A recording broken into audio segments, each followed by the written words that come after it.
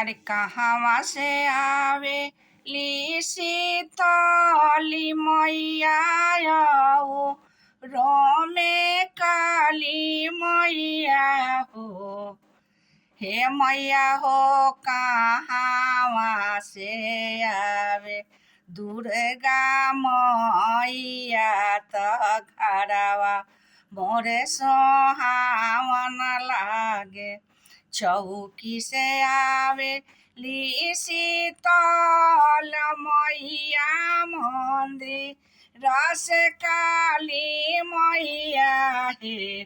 चौकी से आवे ली शीतली मैया कलकत्ता से काली मैया हे।